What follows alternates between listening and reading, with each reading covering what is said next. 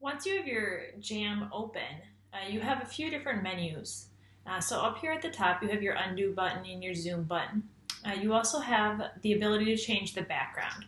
So if you click there, you can select one of the backgrounds. So like the squares is usually a pretty popular one for math or graphing, but you can also select a solid background as well.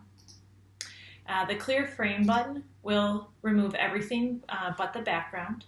And if you didn't want that, you can always click the undo button.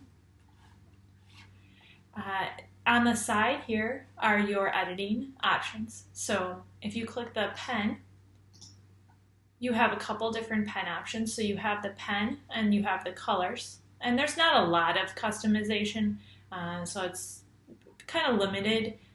But you do have some variety that you can select.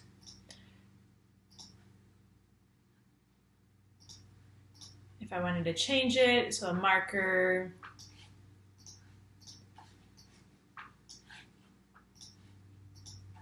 and so you can see kind of how each pen style changes. The eraser erases any of the text that you have written on the page.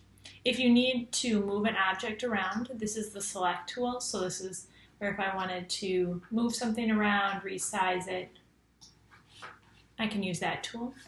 This box was added as a sticky note, which is the next option down here.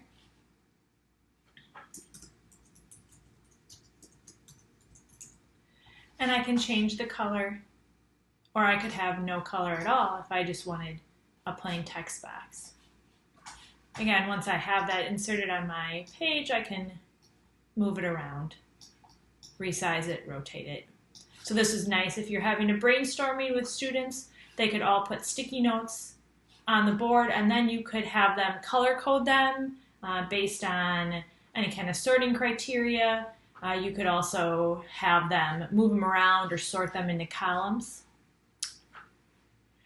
Next on the side menu after the sticky note is the ability to add images. So if you click there, you can upload from your computer.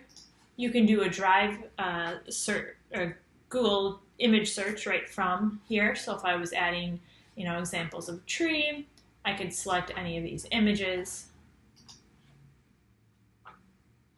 It's going to insert, and again, as long as I'm on that select tool, I have the ability to resize, move it around. In addition to doing the search, if I had any images saved in my Google Drive, I would see those images under that Drive option there. And then finally, this last one is a laser. What this basically does is just kind of highlight something and then it disappears. So if you just wanted to bring some attention to your students real quick, but you didn't want that text or the ink to actually stay on the Jam. One of the really nice features of Jamboard compared to some of the other sites is the ability to have multiple pages. So if you were working on a problem, instead of having to clear this whole problem off to do the next one, you could just go to the next slide.